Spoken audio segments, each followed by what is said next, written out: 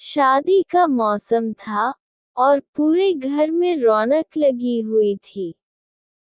राहुल के बड़े भाई की शादी हो रही थी और राहुल कॉलेज से छुट्टियां लेकर घर आया था। शादी के बाद घर में नई दुल्हन आई भाभी सुमन। दोस्तों, अगर आपको हमारी कहानी पसंद आ रही हो तो हमारे चैनल को सब्सक्राइब जरूर करना और वीडियो को लाइक करना तो बिल्कुल मत भूलना और कमेंट में जरूर बताना कि आपको कैसी कहानी पसंद है। और दोस्तों, हाँ, ध्यान से एक और बात सुनिए कि यह जो भाग चल रहे हैं इन भागों में अगला भाग सुनने के लिए हमारे चैनल सब्सक्राइब जरूर करना ताकि आपको अगला भाग सुनने में कोई परेशानी ना हो। धन्यवाद आपका दोस्तों। सुमन बहुत ही मिलनसार और प्यारी थी। उसकी मुस्कान में कुछ ऐसा था कि घर का हर सदस्य उससे तुरंत जुड़ गया। राहुल भी शुरू में तो उसे अपनी भाभी की तरह ही देखता था, लेकिन धीरे धीरे उसे एहसास हुआ कि वो सुमन की बातों में, उसके ध्यान में और उसकी देखभाल में कुछ अलग सा महसूस करने लगा है। पहली बार एहसास। एक दिन दोपहर में सब सो रहे थे। राहुल टीवी देख रहा था और सुमन रसोई में काम कर रही थी। राहुल ने पानी पीने के लिए किचन में कदम रखा, तभी सुमन ने हंसते हुए कहा, राहुल, तुम्हें ठंडा पानी दूं या चाय बना दूं? उसकी मुस्कान और आंखों की चमक ने राहुल को एक पल के लिए रोक दिया।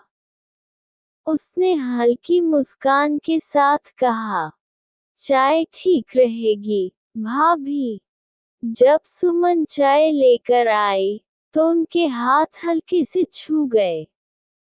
उस छोटे से स्पर्श में जैसे एक अजीब सी गुनगुनाहट दौड़ गई। रिश्ते की गहराई। दिन बीतते गए और राहुल व सुमन की बातें बढ़ती गईं। कभी वो साथ में मार्केट जाते, कभी घर की छत पर देर तक बातें करते।